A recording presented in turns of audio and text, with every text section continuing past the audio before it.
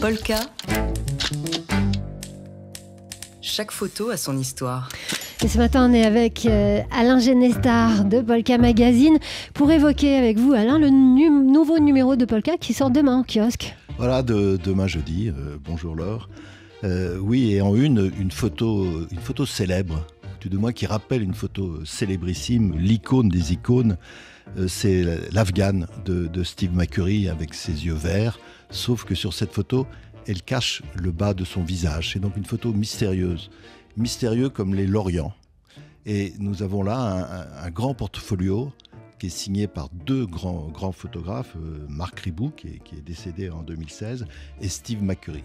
Et chacun à sa manière montre l'Orient. L'Orient qui va de la Turquie, en Inde, le Cambodge, le Vietnam, l'Afghanistan, la Thaïlande, le Yémen. Et chacun a son regard particulier. Marc Ribou, c'est un regard d'une profonde poésie de la route, parce qu'il est sur la route. Pour son premier voyage en 1955, il utilise la Land Rover de George Rogers, qui est l'un des fondateurs de l'agence Magnum à laquelle il appartient. Et donc ces photos sont en noir et blanc, elles sont certaines célèbres, d'autres à découvrir. Et Steve McCurry, c'est le prince, c'est le roi de la couleur. Pour lui, on ne peut photographier qu'en couleur. La couleur dans ces pays, dit-il, fait culture. Et en plus de l'Afghanistan, où il retournera 30 fois, il a parcouru également tout l'Orient. Et cette conversation, c'est une belle conversation entre ces deux très grands photographes. Ribou, c'est un promeneur pour lui-même, et McCurry, c'est le reporter pour le National Geographic.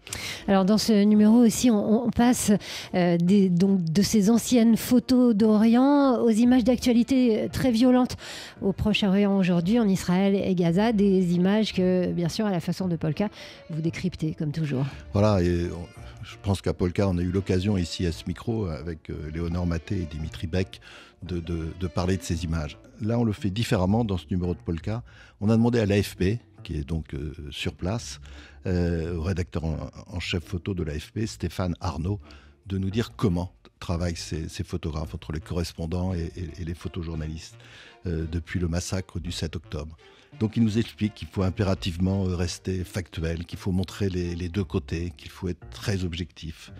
Mais ces photographes, ce sont les premiers témoins. Ce sont eux qui voient la violence.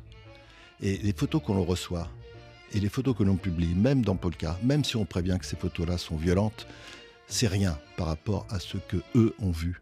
Et parfois, ils ne peuvent même pas prendre la photo tellement cette photo est insoutenable.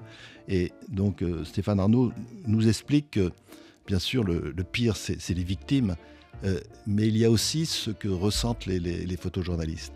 Et il a cette phrase qui est belle, dire « je n'en peux plus » n'est pas une faute professionnelle.